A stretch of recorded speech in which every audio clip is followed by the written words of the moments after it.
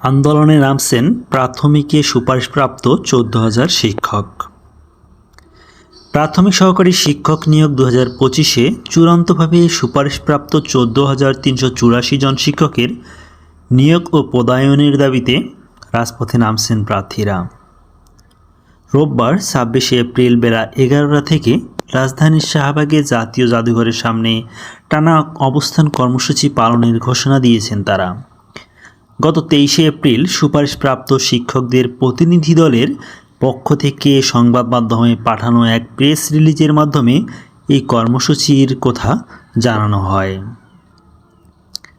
আন্দোলনকারী শিক্ষকরা জানান, দীর্ঘ প্রতীক্ষার পর মেধা ও যোগ্যতার ভিত্তিতে তারা চূড়ান্তভাবে নির্বাচিত হয়েছেন। সুপারিশপ্রাপ্ত হওয়ার পর নিয়ম অনুযায়ী তারা প্রয়োজনীয় কাগজপত্র জমা দিয়েছেন এবং মেডিকেল টেস্টও সম্পন্ন করেছেন। এমনকি তাদের অনেকে যোগদানের আশায় তাদের পূর্বের চাকরি থেকে ইস্তফা দিয়েছেন। কিন্তু চূড়ান্ত ফলাফল প্রকাশের দীর্ঘ সময় পেরিয়ে গেলেও মন্ত্রণালয় তাদের নিয়োগ বা পদায়নের বিষয়ে কোনো কার্যকর পদক্ষেপ গ্রহণ করেনি। প্রিয় বন্ধুরা, যারা ভিডিওটি দেখতেছেন তারা অবশ্যই ভিডিওটি শেয়ার করবেন এবং চ্যানেলটি সাবস্ক্রাইব করবেন এবং পেজটিতে ফলো দিবেন। প্রেস রিলিজে উল্লেখ করা হয়, ইতিপূর্বে প্রার্থীরা ১০ দিনের আলটিমেটাম দিয়েছেন, কিন্তু গত ২২শে এপ্রিল সংবাদ মাধ্যমে প্রাথমিক ও গণশিক্ষা মন্ত্রণালয়ের প্রতিমন্ত্রী দেওয়া বক্তব্যে নিয়োগ প্রক্রিয়া নিয়ে অনিশ্চয়তা বা দোদুল্যমান অবস্থায় প্রকাশ পাওয়ায় তারা ক্ষুব্ধ হয়ে উঠেছেন।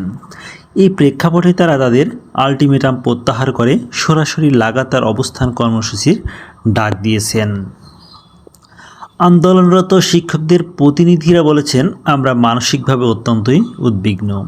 দীর্ঘ নিয়োগ প্রক্রিয়া শেষ করেও আজ আমরা অনিশ্চয়তার মুখে।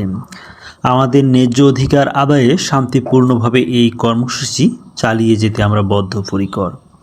জাতীয় জাদুঘরের সামনে শুরু হতে যাওয়া এই অবস্থান কর্মসূচিতে সারা দেশে থেকে সুপারিশপ্রাপ্ত শিক্ষকদের যোগ দেওয়ার কথা রয়েছে। নিয়োগ নিয়ে মন্ত্রণালয়ের চূড়ান্ত সিদ্ধান্ত না আসা পর্যন্ত এই আন্দোলন চলবে বলে প্রার্থীরা হুঁশিয়ারি দিয়েছেন। এমন একটি নিউজ করেছেন চ্যানেল 24। ভালো থাকুন, সুস্থ থাকুন। আসসালামু আলাইকুম ওয়া রাহমাতুল্লাহি ওয়া বারাকাতুহু।